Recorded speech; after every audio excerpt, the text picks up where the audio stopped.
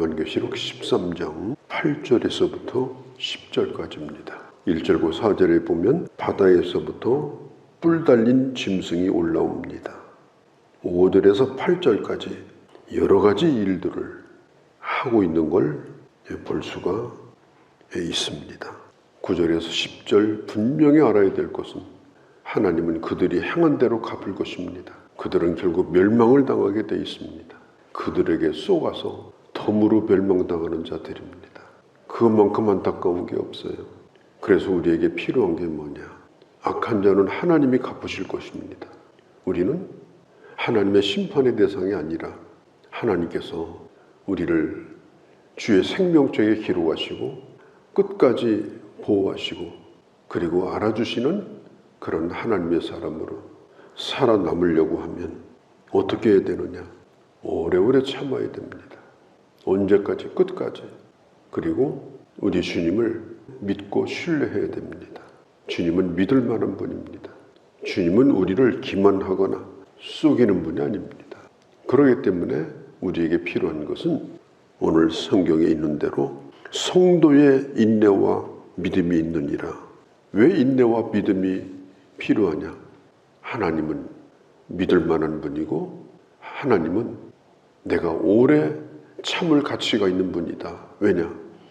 갚으시기 때문이다. 마지막 날 주님 배울 때 내가 무엇으로 주님에게 받을 것인가? 우리는 이걸 생각하고 오늘을 살아야 되는 것입니다. 바다에서 짐승이 올라오는데 이 짐승은 누구냐? 용의 하수인입니다. 사탄의 하수인. 그 생긴 모양을 보면 표범 같기도 하고 사자 같기도 하고 곰 같기도 합니다.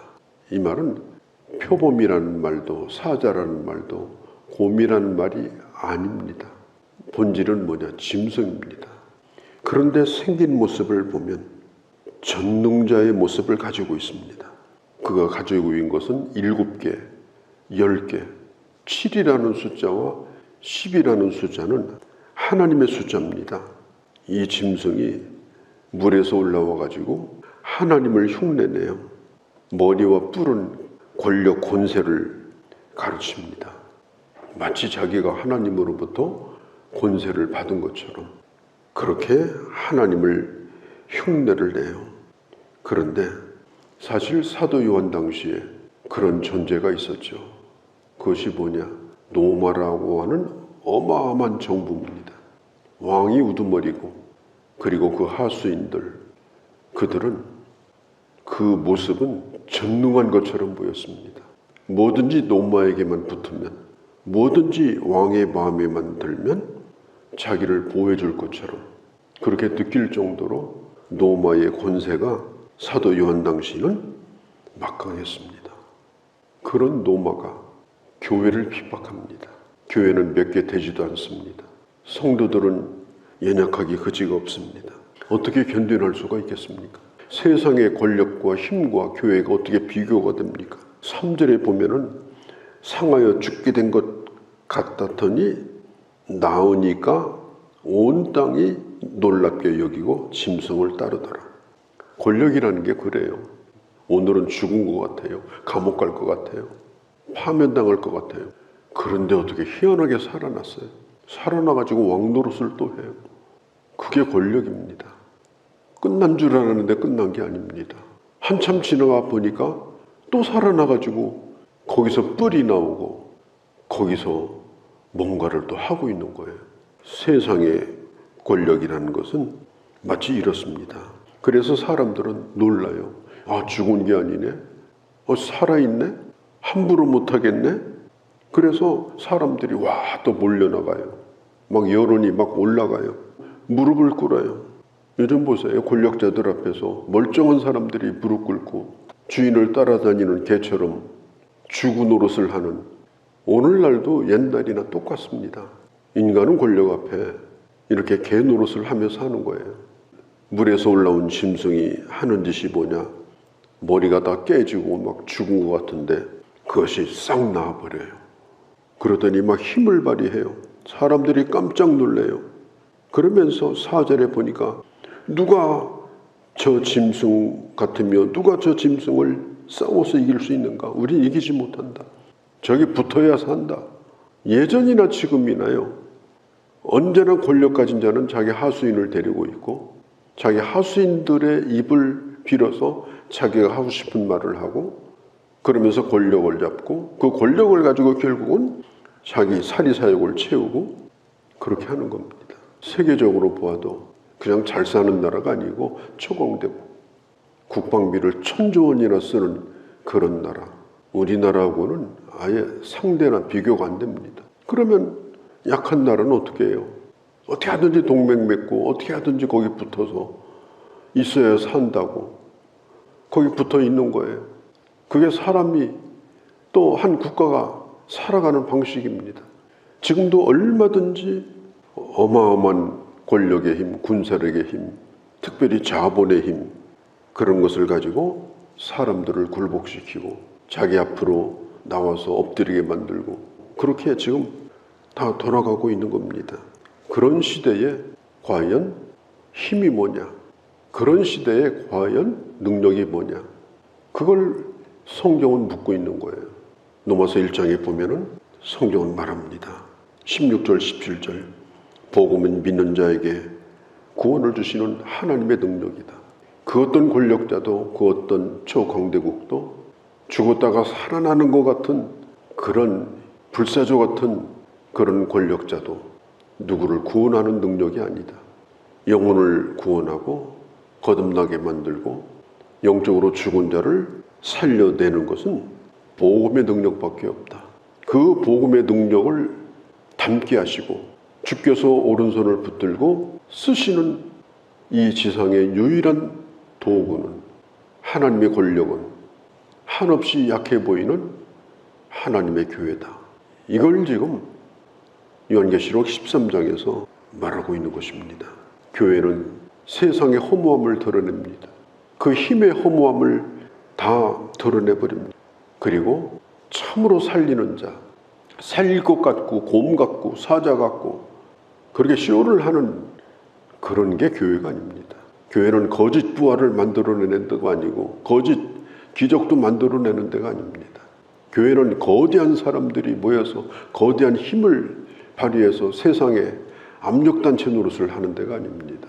교회는 그런 세상을 향하여 복음이 이길 것을 믿고 끝까지 신앙을 지키는 것이 교회입니다. 끝까지 내가 믿는 바를 놓지 않는 게 교회입니다. 소극적으로 사는 것이 아니라 12장에서 이미 본 것처럼 두 증인으로 주님의 복음을 위해서 목숨을 걸고 살아가고자 하는 두 증인. 그 두 증인이 뭐냐? 바로 교회입니다. 하나님의 눈은 언제나 교회에 집중되어 있습니다. 그래서 교회가 뭐 일을 대단하게 한다, 뭐 우리 교회는 뭐 세상적으로 인정받는다, 어디다 뭐 쌀 얼마 퍼줬다, 그게 무슨 상관이 있어요? 그게 교회 목적도 아닌데 교회가 두 증인 노릇을 하고 있는가? 정말 복음을 전하고 있는가? 복음이 세상을 변화시킬 거라고 하는 확신을 가지고 생명을 살리는 일에 모든 걸 걸고 있는가? 작지만 결코 작지 않다는 걸 확신하고 담대하게 하나님을 사랑하는 자들이 모여서 기도하고 하나님이 주시는 능력으로 복음을 가지고 세상을 향해 나가고 있는가? 그게 없다면 교회가 아닌 겁니다. 교회가 그 힘을 발휘해봤자 세상을 향해서 그 힘으로 세상을 이깁니까? 숫자로 이깁니까? 돈으로 이깁니까? 퍼주면 이깁니까? 신문에다가 몇 줄 내주겠죠. 교회도 좋은 일 한다고. 그러나 그건 아무런 의미가 없는 겁니다. 요한계시록이 그걸 반복해서 가르쳐주는 거예요. 저 짐승은 결국은 망할 자다. 속지 말라는 거예요. 곰 같고 사자 같고 표범 같고 썩지 말라. 그들이 힘을 쓰는 것은 오늘 성경에 있는 대로 42달 뿐이다. 3년 반이라고 하는 기간 동안 용으로부터 권세를 받아서 그들은 받은 시간을 쓰고 있을 뿐이다. 안타까운 것은 거기에 쏘아가지고 모든 걸 걸고 그걸 따라다니다가 그 짐승의 세력과 함께 망하는 자, 그런 어리석은 일은 하지 말자. 그걸 지금 주님께서 핍박받고 있는 교회를 향해서 말씀합니다. 4절에 보니까 생명책에 기록되지 아니한 사람, 짐승 세력 앞에 굴복한 사람, 그들은 결국은 구원을 받지 못한다. 가난해질 수도 있고 육체적으로 고통을 겪을 수도 있고 세상에서 아무것도 아닌 것처럼 그렇게 낮아지는 처지에 있을지라도 42달이라고 하는 시한부에게 모든 걸지 말고 인내와 믿음으로 짐승의 세력에 속지 말고 오직 인내와 믿음으로 믿음을 지키라. 10절 말씀은요, 요한계시록 전체 가운데도 잘 알려진 구절입니다. 그리고 우리가 붙들고 있어야 될 구절 가운데 하나입니다. 충성스러운 자의 인내, 충성스러운 자의 믿음은 반드시 보상을 받는다. 그리고 하나님의 나라를 대항했던 폭력을 휘둘렀던 자들, 그런 행동들에 대해서는 하나님께서 반드시 그들에게 갚으실 것이다. 역경을 만났다고 해서 내가 가지고 있는 소중한 것을 쉽게 집어던지고 그렇게 하게 되면 두고두고 영원히 후회하게 될 것이다. 그런 말이 있잖아요. 속은 자만 억울하다고. 속은 사람이 잘못이지. 왜 속아요? 왜 사기를 당해요? 그래서 허물어질 환상에 빠져서 살다가 마지막 날 아무것도 남지 아니하고 악한 자들이 보복을 당할 때 함께 보복을 당하는 그런 어리석은 일은 하지 말자. 속이는 자들은 분탕질을 합니다. 얼르고 뺨치는 거예요. 뭐 되는 것처럼 해가지고 결국은 분탕질하고 그리고 떠나가는 거예요. 사탄에게는 42개월이라고 하는 시한부가 주어져서 해먹고 가는 거예요. 사기꾼은 영원히 머무르지 않아요. 사기를 치고서 전부 돌라먹고 뭐가 억울하냐? 속은 사람만 억울한 거예요. 속지 말라. 그들의 결국이 어떻게 될 것을 알라. 우리는 하나님을 경배할 자지 거기에 무릎 꿇을 자가 아니다. 우리가 해야 될 일은 오직 주님을 믿는 믿음을 지키는 자다. 우리가 해야 될 일은 오늘도 인내하는 것이다. 소망이 있고 약속이 있기 때문에 인내하는 것이다. 예수 믿는 것이 자꾸 공짜라고 가르치는 것은 대단히 위험한 일입니다. 예수 믿는 건 인내가 필요합니다. 정말 오래 참아야 돼요. 예수 믿으려면. 그리고 예수 믿는 것은 나는 내가 가지고 있는 이 믿음을 놓지 않는 것. 그러다 보면은 결국은 다 지나가고 내가 지킨 것만 남습니다. 내가 주님을 신뢰한 것만 남습니다.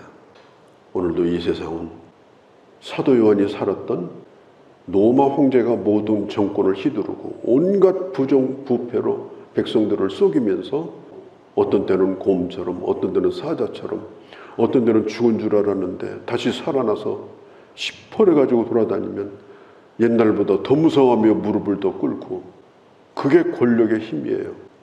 그 시대에 교회가 있었습니다.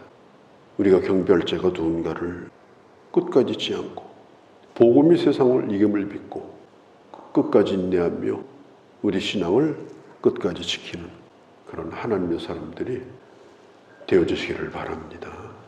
거룩하신 우리 아버지, 옛것이 오늘 다시 일어나고 변화무쌍한 것 같지만 그것은 늘 있었던 일입니다. 오늘 그런 현실을 저희들 보고 있습니다. 복음의 승리를 믿고 오늘 나의 나됨과 교회됨을 분명히 확신하고 이 시대에 내가 지킬 것이 무엇이며 그리고 내가 인내하며 끝까지 붙들어야 될 가치가 뭔가를 알고 아버지 이 시대의 두 증인과 같은 교회요. 두 증인으로 복음 전도자로 살아가는 하나님의 마음에만 남는 하나님에게만 가치 있는 사람으로 승리하는 저희가 되게 하여 주시옵소서. 우리 주 예수님의 이름으로 기도하옵나이다. 아멘.